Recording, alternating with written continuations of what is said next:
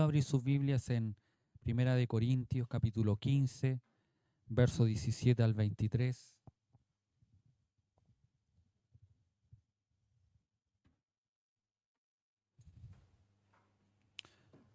Primera de Corintios, capítulo 15, verso 17 al 23. El jueves nos quedamos con la entrega de nuestro Señor Jesucristo, ¿se recuerda? Donde nos invitó a cenar, pasamos a cenar, compartir con Él la mesa, y Él anunciaba que Él se iba a entregar por nosotros. Y hoy, después de prácticamente 3 días, celebramos el resultado de esa entrega. Amén. Primera de Corintios, capítulo 15, 17, le damos lectura en el nombre de nuestro Señor Jesucristo. Y si Cristo no resucitó, vuestra fe es vana, aún estáis en vuestros pecados. Entonces también los que durmieron en Cristo perecieron. Si en esta vida solamente esperamos en Cristo, somos los más dignos de conmiseración de todos los hombres. Mas ahora Cristo ha resucitado de los muertos. Primicia de los que durmieron es hecho, porque por cuanto la muerte entró por un hombre, también por un hombre la resurrección de los muertos. Porque así como en Adán todos mueren, también en Cristo todos serán vivificados, pero cada uno en su debido orden. Cristo las primicias, luego los que son de Cristo en su venida. Amén. Tome su asiento. Mientras usted toma su asiento, yo voy a leérselo en otra versión, el lenguaje sencillo. Y mire cómo nos dice: y si Cristo no resucitó, de nada sirve que ustedes crean en Él, pues sus pecados aún no habrían sido perdonados. Y los que antes creyeron en Cristo y murieron están totalmente perdidos. Si nuestra esperanza es que Cristo nos ayude solamente en esta vida, no hay nadie más digno de lástima que nosotros. Sin embargo, Cristo resucitó. Esto nos enseña que también resucitarán los que murieron. Por el pecado de Adán, todos fuimos castigados con la muerte, pero gracias a Dios, gracias a Cristo, ahora podemos volver a vivir. Cada uno resucitará a su debido tiempo. Primero Cristo, después cuando Él vuelva, resucitarán los que creyeron en Él. Amén. Esa es la versión del lenguaje sencillo. Explica varias cosas que a lo mejor en la Reina Valera nos quedan un poco enredadas, pero esta versión la encuentro súper buena para explicar estos versos. El jueves pasamos espiritualmente a la mesa del Señor y aprendimos que era un deseo ardiente del Señor que compartamos la mesa con Él. ¿Se recuerdan? Que Él quería compartir con sus amigos, con hombres pecadores como nosotros. Vimos cómo Cristo con plena conciencia y voluntariamente entregaba su cuerpo, sellando un nuevo pacto con su sangre para nuestra libertad. ¿Se recuerda? Eso lo vimos el jueves, aprendimos de aquello, pero si nos quedáramos solo en la cena, nuestra fe estaría incompleta. Si nos quedáramos con lo que sucedió solamente el jueves, que el pan representaba el cuerpo de Cristo, pero si nos quedamos ahí, estaríamos faltando, nos faltaría algo más. Hoy celebramos que ese cuerpo no fue retenido por la tumba.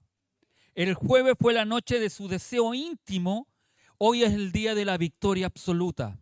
Hoy no conmemoramos a un mártir, sino exaltamos al Rey de Reyes y Señor de Señores, el que se merece toda honra y toda gloria. Para entender la magnitud de lo que Cristo hizo por nosotros, hoy profundizaremos en 4 columnas que sostienen nuestra esperanza y que le dan sentido a lo que realmente significa la Semana Santa. El jueves vimos el costo de nuestra libertad, pero hoy veremos el poder de nuestra redención, donde entre el viernes y sábado se vivió el juicio injusto, el martirio y la tristeza de Getsemaní, donde muchos se alegraron, contentaron, habían personas a lo mejor felices por lo que estaba sucediendo o por lo que sucedió hace muchos años atrás.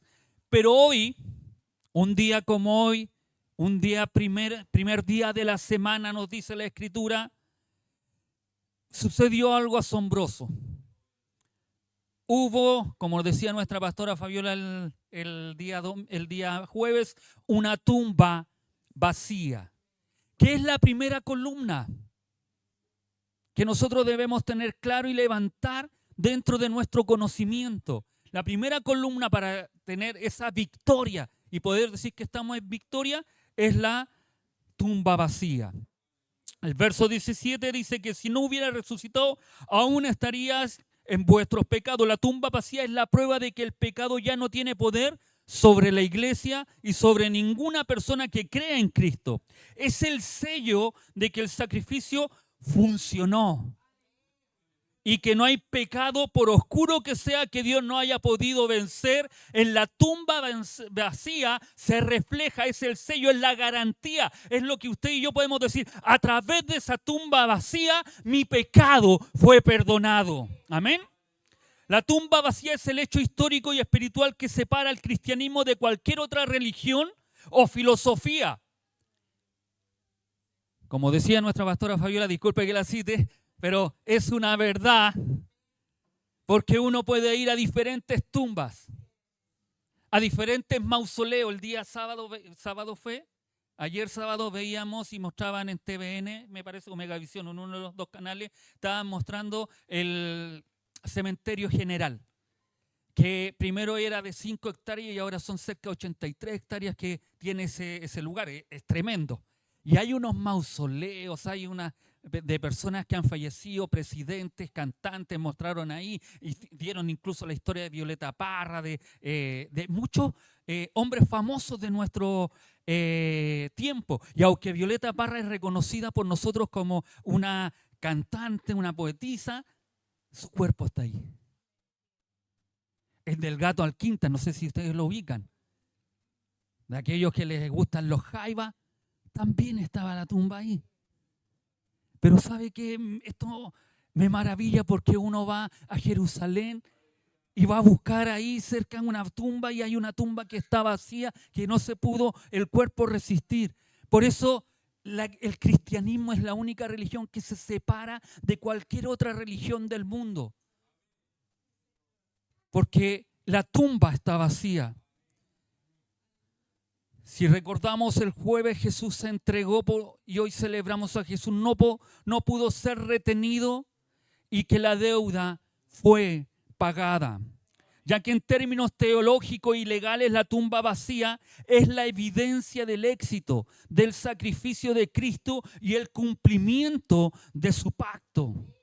Jesús dijo: esta es mi sangre que por vosotros se derrama. Si el cuerpo de Jesús siguiera en la tumba, significaría que su sacrificio no fue suficiente para vencer el castigo del pecado, que era la muerte. La tumba vacía significa que la justicia de Dios quedó plenamente satisfecha y su sacrificio por nosotros fue aceptado por el Padre. No es cualquier cosa decir que la tumba está vacía, aunque hay algunas posturas contrarias a este hecho. No puedo desconocerlo y ustedes quiero que también los conozcan, manifestando que el cuerpo fue cambiado de tumba, que fue robado por sus discípulos, que las mujeres se equivocaron de tumba, o incluso afirmando que nunca Cristo fue sepultado en una tumba. Esas son posturas que han levantado algunas personas para poder decir que esto es imposible de lo que haya sucedido. Pero la historia, y esto me maravilla porque la historia habla por sí sola. Hay sucesos históricos que hacen de la tumba vacía un hecho sólido y sin cuestionamiento, que nos sostiene como iglesia. Es decir, lo que les voy a empezar a enumerar ahora o decir son cosas sólidas, son cosas efectivas, que pasaron, son razonamientos. Cuando alguien nos pide razonamiento, aquí está. Primero, era difícil que se custodiara una tumba por guardias romanos, más si era un judío. Los judíos no custodiaban tumba, pero ahí se pidió, los fariseos fueron: ¿sabes qué, Poncio? Tenés que poner una guardia ahí. Y los soldados, como hemos visto en el libro de los Hechos, no sé si se recuerda, que los acontecimientos que hemos ido viendo han ido falleciendo por no cuidar, por quedarse dormido, como le ocurrió a esos 4 cuando Pedro salió. ¿Se acuerda el caso que vamos a ver del carcelero, que aún no sé, quedamos ahí, todavía no está cuando ocurre el terremoto y él se va a matar?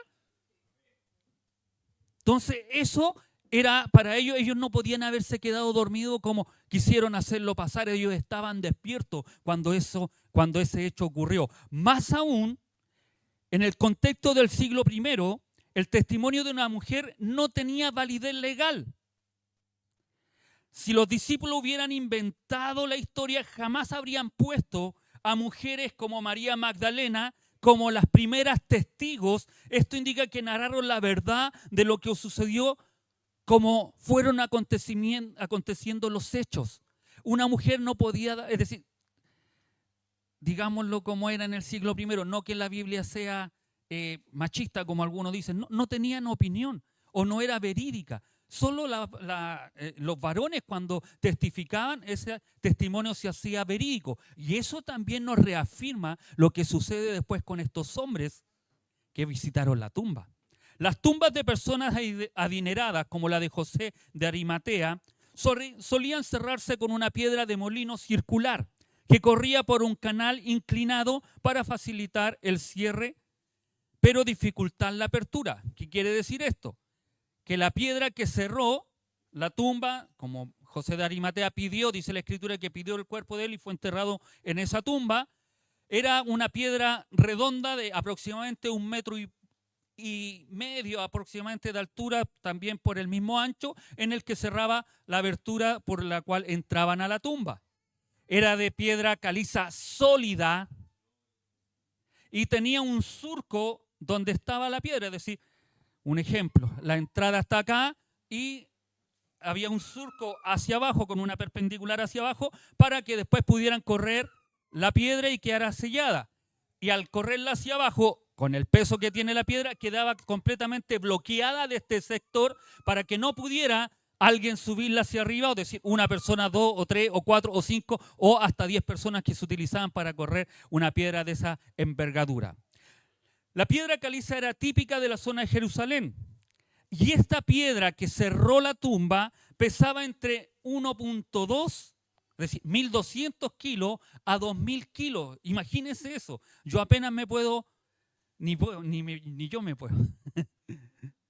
Pero imagínense el peso que era. Con la ingeniería de la época, la piedra no se levantaba, sino que se rodaba.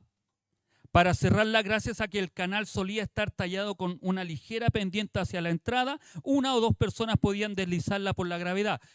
2 personas podían cerrarla, pero abrirla, dice que era casi imposible, sino que se tenían que ocupar muchos hombres. No se olvide, estar tirando 1.200 kilos, 1.500 kilos hacia arriba, una persona, si apenas nos podemos, a veces no movemos nada con 2 personas, 3, se utilizaban entre 5 a 10 personas para poder. El bullicio que tiene que haberse generado era imposible que se robaran el cuerpo. Para abrir la tumba, al estar en una posición de bloqueo, al final de la pendiente el esfuerzo requerido era inmenso. Se estima que para sacar una piedra con ese peso de su encaje inclinado, rodarla cuesta arriba, no nos olvidemos, para poderla abrir, la piedra subía. Y eso hace más impresionante la abertura, esa tumba vacía, porque no era hacia abajo, era hacia arriba que tenía que correr la piedra y la piedra corrió. Se necesitarían entre 5 y 10 hombres fuertes, no así como su pastor de Bilucho, sino que hombres fuertes, fortachones, que van al gimnasio. Esto explica la preocupación de las mujeres. Porque a veces pasamos la Escritura por alto y no nos damos cuenta de lo que la Escritura nos dice. En Marcos 16:3 dicen las mujeres, ¿quién nos removerá la piedra de la entrada del sepulcro? Porque estas mujeres cuando habían ido en la mañana, ¿se recuerdan a quién iban? Iban a cambiar los vendajes, llevaban incienso para que el cuerpo no se pusiera hediondo, y ellas antes de llegar allá dijeron, ¿y quién nos va a mover la piedra? Ellas sabían perfectamente que siendo solo 3 o 4 mujeres no tenían la fuerza física necesaria o suficiente para vencer el peso y la gravedad que cerraba aquella tumba. Pero la piedra no fue movida para que Jesús saliera. Y esto me maravilla. Él ya había resucitado y podía salir sin necesidad de mover la piedra, porque su cuerpo ya era glorificado. Dice la Escritura que él se iba de repente, estaban los discípulos reunidos y él se aparecía, atravesaba las paredes. No era un fantasma, era Jesucristo actuando glorificado. Entonces él no necesitaba mover la piedra para salir, sino que la piedra fue movida, la tumba fue abierta para que los discípulos pudieran entrar y ver que Cristo se había levantado de entre los muertos. Y para que el mundo fuera testigo de que es un hecho real. Juan relata que los lienzos estaban allí y el sudario enrollado en un lugar aparte. Un ladrón de cuerpos no se tomaría el tiempo de desenvolver un cadáver y doblar los lienzos o las vendas que estaban ahí. Como lo asegura Juan, que su cuerpo estaba, sus lienzos estaban ordenados, estaban enrollados. Esto revela un orden, revela la paz que se generó dentro de ese lugar y un evento milagroso. No un robo apresurado como hay personas que pueden creer. Más aún, hombres que el día jueves, se recuerdan, en el Getsemaní, ahí huyeron por miedo, semanas después estaban dispuestos a morir por predicar de la resurrección de Cristo. Y esto es importante, porque nadie da su vida por una mentira que él mismo haya creado o inventado. Nosotros a veces juramos y juramos por personas, no, si yo lo que digo es verdad, pero ante la muerte es muy difícil que alguien siga mintiendo. Y menos tantos hombres, menos cuando Cristo se apareció a más de 500 personas, dice la Escritura.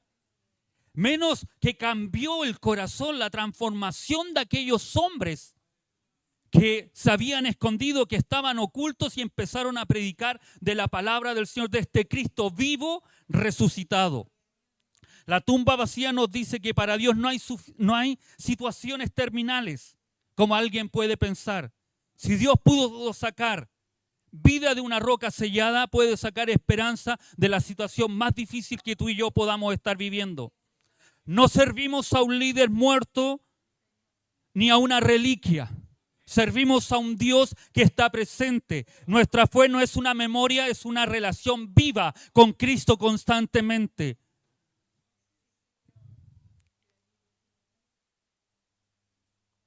Por favor, hermano.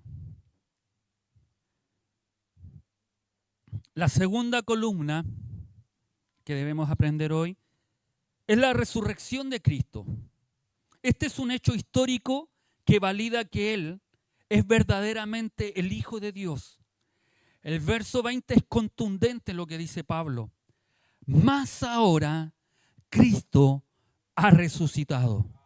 Y cuando lo leamos, ojalá léalo, subrayelo, márquelo bien, con letras bien grandes. Y si quiere las pinta también, porque Pablo es contundente con esto. Pablo asegura, Pablo afirma, dice, más ahora Cristo ha resucitado.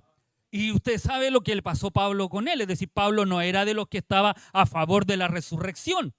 Pablo no era de los que estaba a favor de Cristo, al contrario, dice la Escritura que él lo estaba persiguiendo hasta que se le apareció camino a Damasco, el mismo Cristo resucitado es el que incluso le dice, ¿quién eres, Señor? Yo soy el que tú persigues, parafraseando lo que se recuerda ese hecho de Hechos 9. Entonces Pablo es el que le asegura a los hermanos de Corintio, después le dice, mas Cristo ha resucitado. No es una posibilidad, es una afirmación que valida todo el nuevo pacto de Jesús, que Jesucristo inició en la mesa.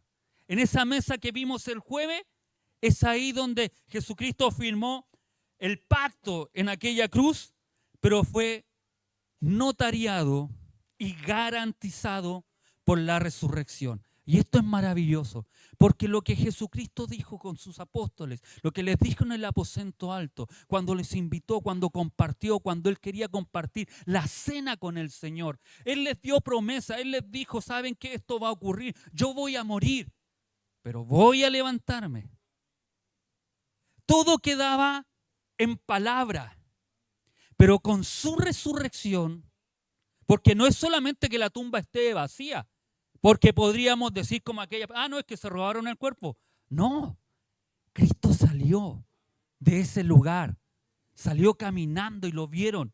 Y eso garantiza. Es como cuando usted va al notario y dice, yo le voy a dejar todo esto a mi esposa, todo eso, y hace una herencia, y va ante notario y ante notario lo firma, eso está estipulado, va a ser así. Y si usted fallece y va y viene en otro y dice, no, yo quiero tomarme la herencia de mi hermano, de mi hermana, no, aquí está ante notario.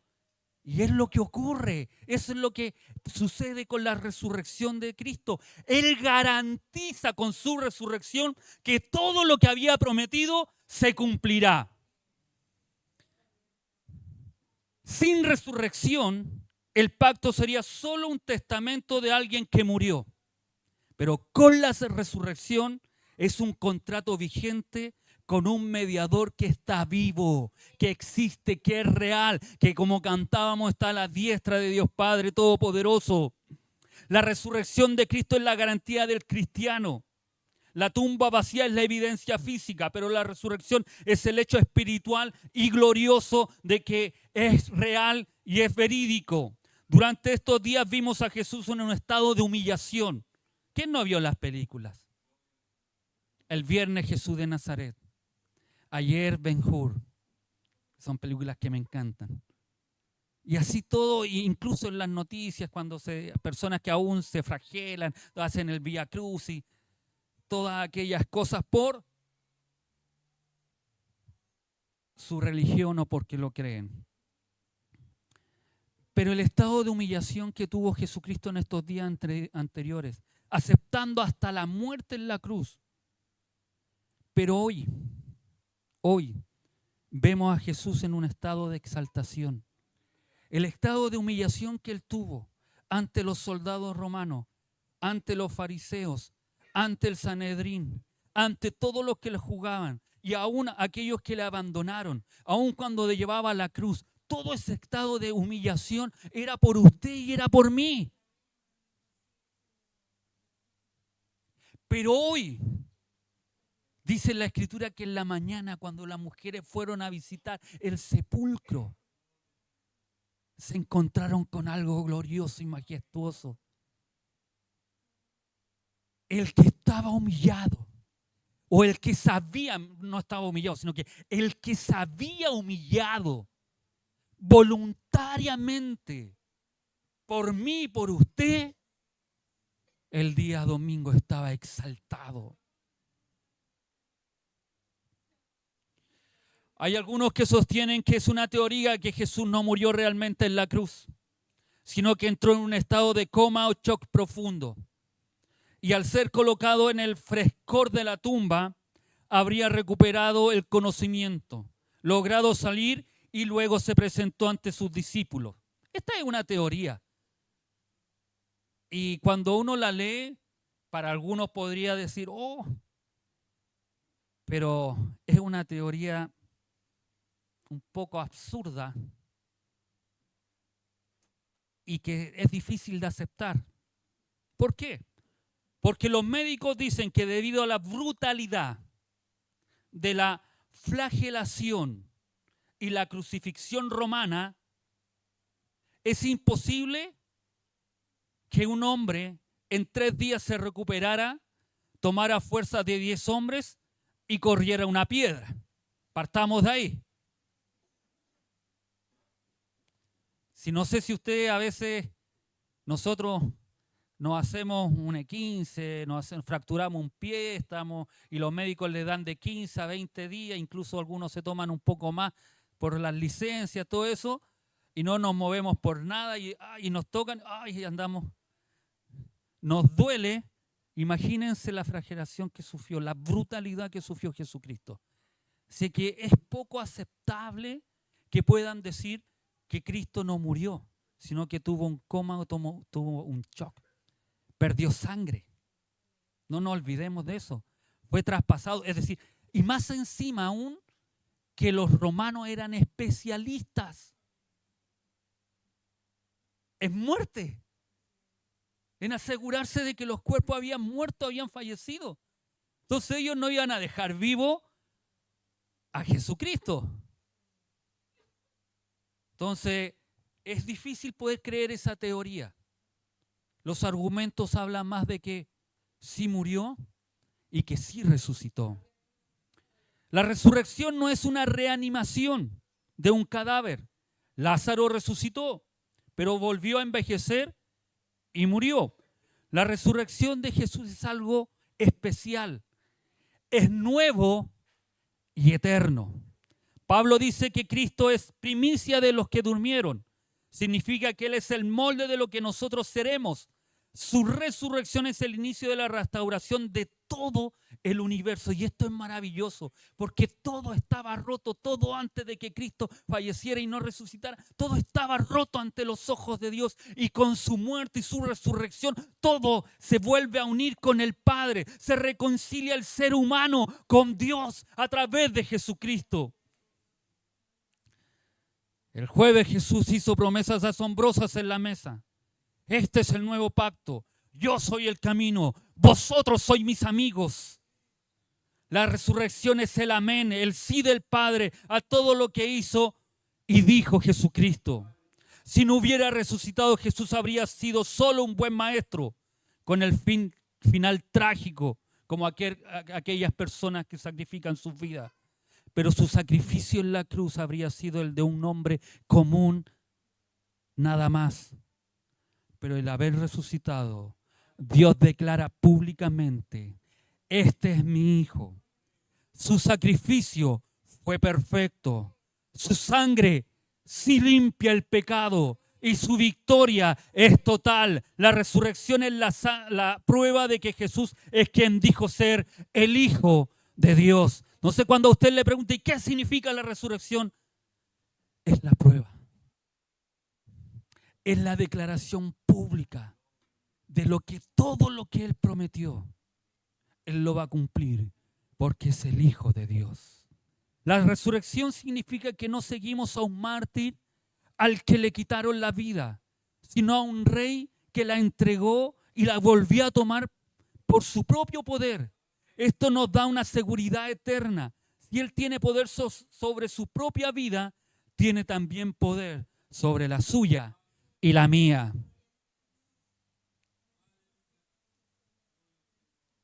Romanos 4:25 dice que Él fue entregado por nuestras transgresiones y resucitado para nuestra justificación. No solo somos perdonados, limpiados de nuestro pecado, sino justificados, declarados santos y vivos para Dios, porque Él vive y reina. No tenemos una esperanza muerta basada en el recuerdo de un hombre muerto.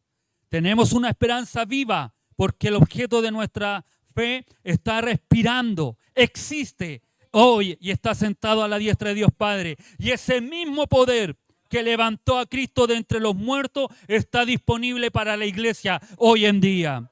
Porque nuestra fe no se basa en una filosofía moral, sino en un hecho histórico.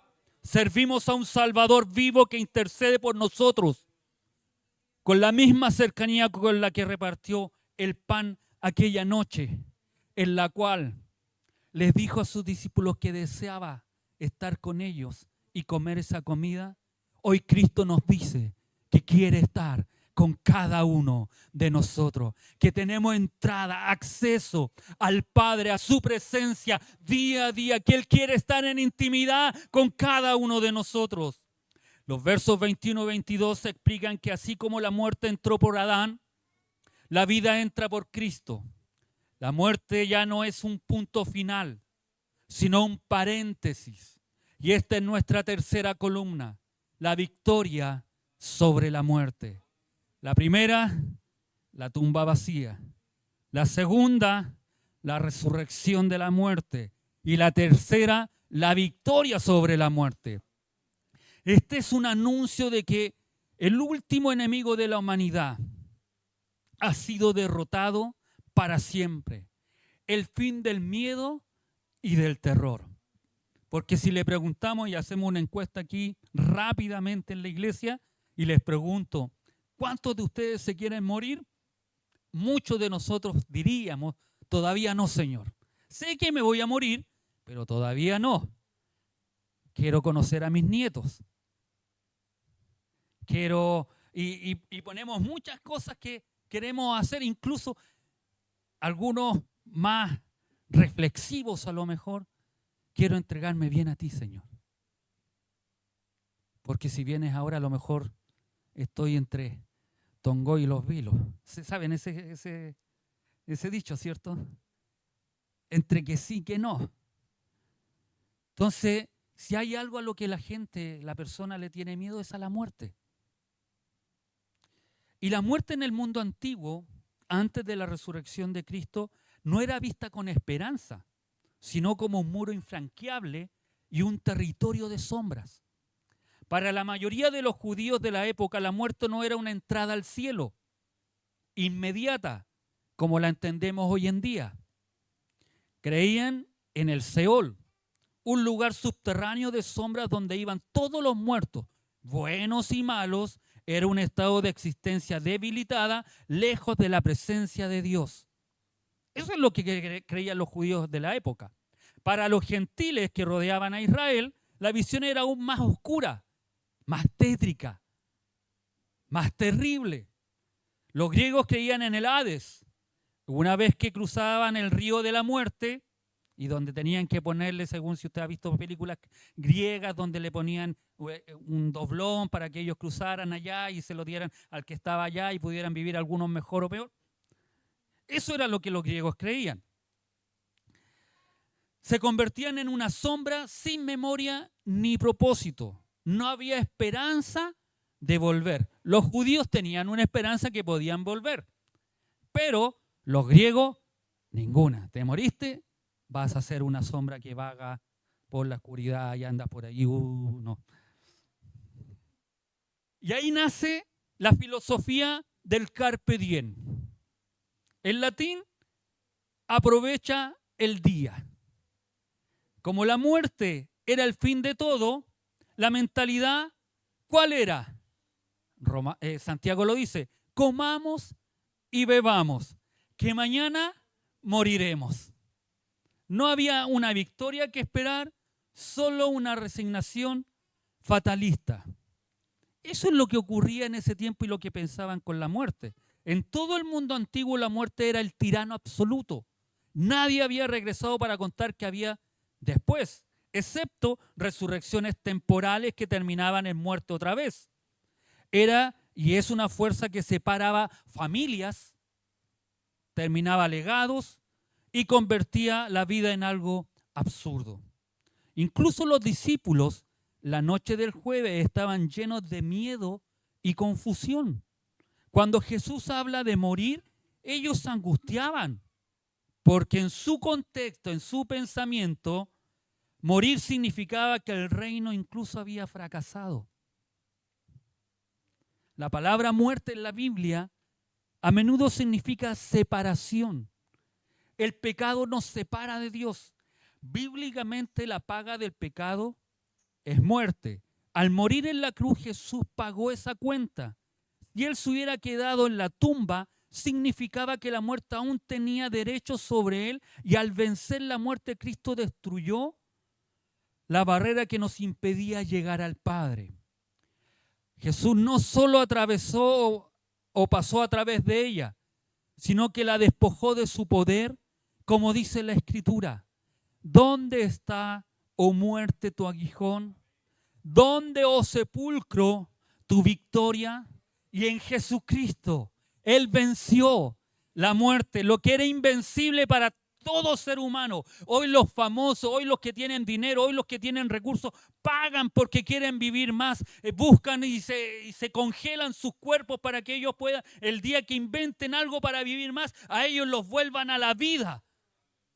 Y el único que vuelve a la vida, el único que prometió un hecho real, constante, que va a ser así, es Jesucristo. Él venció la muerte. Y como Él venció la muerte, tú y yo también venceremos la muerte.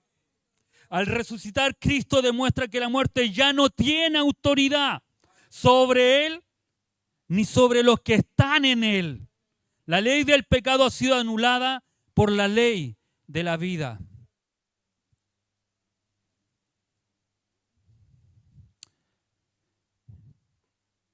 Pensemos a lo mejor como en aquel tiempo, cómo era aquella muerte, qué es lo que ellos pensaban, imaginaban. Para el mundo antiguo, la muerte era una calle sin salida. Usted, yo no sé si ha entrado alguna vez en una calle sin salida. Y más si son angostas y como íbamos manejando, entrar en una calle sin salida, y a veces los que no manejamos el retroceder muy bien, cuando vamos retrocediendo parecemos culebra porque nos cuesta ir derecho. Vamos ahí y queriendo no chocar con las puertas. Eso era una calle sin salida de la muerte. Iba a ocurrir. Una tumba sellada para siempre. El Seol era silencio y el Hades era olvido. Pero cuando Jesús sale de la tumba, el domingo por la mañana, Él no sale de un sepulcro de piedra, sale rompiendo el esquema mental de toda la humanidad. Él convierte la calle sin salida en un camino recto hacia el Padre. Esa calle que no tenía salida, hoy es el camino que nos lleva al Padre. Es el camino, acceso, autopista, carretera, lo que usted quiera nombrarle, para poder comunicarnos con el Señor. Lo que antes era el rey de los terrores, hoy para nosotros es un enemigo vencido. Jesús no solo resucitó para darnos una buena vida sobre la vida después de la muerte, sino que resucitó para destruir el sistema de miedo en el que vivíamos esclavizados. Hay muchas personas que viven con ese mismo pensamiento antiguo a lo mejor. Miedo al futuro, miedo a las enfermedades, miedo al final, miedo al morir. Pero el contexto ha cambiado porque la tumba está vacía. Cristo ha resucitado, venció la muerte. La muerte ya no tiene la última palabra, la tiene el que venció la muerte. Apocalipsis 1, 17, 6, 18 dice: no temáis, yo soy el primero y el último, y el que vivo, y estuve muerto, mas he aquí que vivo por los siglos de los siglos. Amén. Y tengo, me encanta lo que concluye este verso de Apocalipsis, y tengo las llaves de la muerte y el Hades. Las dos cosas que pensaba en ese tiempo, el tiempo antiguo, los griegos y los judíos, la muerte y el Hades. Y en las dos cosas Cristo dice: yo tengo las llaves, yo tengo la entrada. La muerte no se puede enseñorear de nuestras vidas, porque Cristo es nuestro Rey soberano. Amada iglesia, hemos visto el camino desde la mesa del jueves hasta la gloria de hoy, domingo. Vimos a un Salvador que deseó estar con nosotros, que murió por nosotros y resucitó para darnos vida. La historia no termina aquí. La tumba vacía es la garantía de que el cielo no está cerrado. Jesús no se fue para olvidarnos, se fue para prepararnos lugar, como dice la Escritura. El verso 23 dice: cada uno resucitará a su debido tiempo. Primero Cristo, después cuando Él vuelva, resucitarán los que creyeron en Él. Estas son palabras que Pablo le anima a la iglesia en Corintio, conformando la cuarta columna de hoy, que es la segunda venida. La primera, la tumba vacía. La segunda, la resurrección de Cristo. La tercera, venció la muerte. Y la cuarta columna, que a nosotros nos debe llenar de alegría, de gozo, contentamiento y de respuesta de lo que realmente celebramos en Semana Santa, es que Cristo viene otra vez.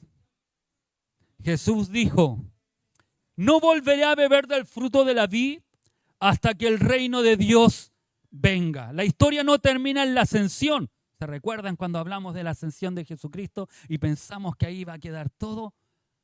Se fue, pero dijo que no. Dijo: sí, yo me voy, mandaré un consolador, pero después vendré otra vez. El mismo que se fue prometió volver La segunda venida es la culminación de la redención. Es el momento donde la fe se vuelve vista, donde tú y yo estamos esperando ese momento glorioso cuando Cristo y suenen aquellas trompetas y Cristo venga a buscar a su iglesia. 1 Corintios 11:26 dice, porque todas las veces que comieres este pan y que bebieres de esta copa, la muerte del Señor anunciáis hasta que Él venga. Por eso también cenamos. Cada vez que usted y yo pasamos a cenar, celebramos también de que Él va a venir. Proclamamos de que Cristo vendrá a buscar a su iglesia. Cada vez que tomamos la cena, estamos diciendo, Señor, recordamos tu entrega. Celebramos tu victoria y esperamos tu regreso. Aquel que se humilló hasta la muerte en la cruz como un cordero es el mismo que viene con todo el poder del universo sobre las nubes, rodeado de ángeles, con nombre, sobre todo nombre, viniendo a reinar. Su victoria sobre la muerte le dio el derecho legal de reclamar la tierra como su heredad. La resurrección de Cristo es la primicia, pero la segunda venida es su cosecha completa. Es su venida, nuestra victoria sobre la muerte. Será total. Nuestros cuerpos serán transformados como el suyo. Ya no habrá más llanto, ni dolor, ni enfermedad, ni amargura. Ya no habrá más sufrimiento, porque estaremos en la presencia del Señor día y noche. Lo que Jesús prometió en esa mesa y guardado en nuestros corazones se manifestará físicamente en su segunda venida y veremos a Dios cara a cara. Estaremos con Él, cenando con Él, invitados a las bodas del Cordero. Nuestra fe tiene un destino. No esperamos una derrota, esperamos a un rey. Así que, iglesia, debemos mantenernos nuestra lámpara encendida y nuestro corazón agradecido, porque aquel que prometió estar con nosotros hasta el fin, ya viene por su iglesia. Ya viene por su iglesia. Cristo ya viene por su iglesia. No es una frase cliché, no es algo ficticio, no es una fábula, es algo real que está aconteciendo, que va a acontecer y que nos va a llevar a buscar cada día más a Cristo, que nos debe llevar a buscar a Cristo, que nos debe llevar a tener intimidad con Él y que nos debe llevar a poder confiar plenamente en el Señor. A pesar de las cosas que estén sucediendo, ya sea en el oriente, ya sea en el occidente, ya sea en esta parte del mundo, nosotros debemos seguir confiados de que Cristo está con nosotros, de que Dios vendrá a buscar a su iglesia.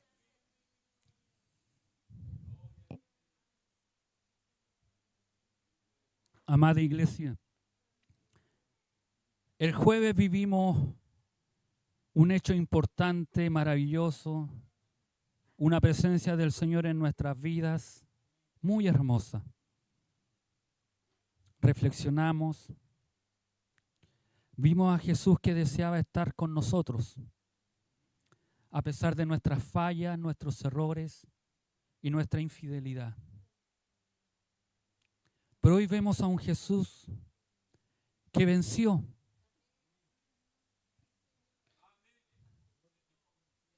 Que venció.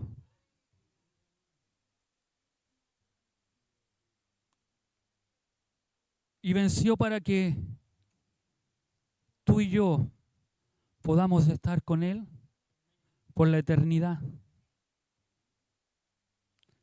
Si ya invitarnos a cenar, si ya invitarnos a compartir esa mesa, si ya saber que su sacrificio era por amor a nosotros, el hecho de que Él venciera, fuera un victorioso, que la tumba esté vacía, que resucitara, que venciera la muerte y viniera por segunda vez, es un hecho de que Él quiere estar con nosotros en la eternidad. Te animo a que no te quedes abajo, que por ideologías nos perdamos ese hecho glorioso que el Señor quiere compartir con cada uno de nosotros. No se olvide, la tumba vacía nos dice que el pecado ya no puede atarnos, porque es nuestra libertad. La resurrección nos asegura que nuestro Salvador no es un recuerdo, sino una presencia viva y es nuestra esperanza. La victoria sobre la muerte nos quita el miedo a nuestra muerte y destino, trayendo paz y tranquilidad a nuestras vidas. Y su segunda venida es nuestro destino final, que nos da un motivo para despertar cada día más gozoso. Amada iglesia, hoy no hagamos de esto solo un relato histórico. Vayámonos con la seguridad de que el nuevo pacto que se selló con sangre hoy nos garantiza la vida eterna. El jueves fue el costo de nuestra libertad, pero hoy es el triunfo de nuestra esperanza. Cristo ha resucitado y porque Él vive, nosotros también viviremos. Porque Él vive, tú y yo viviremos. Amada iglesia, póngase de pie, vamos a orar al Señor.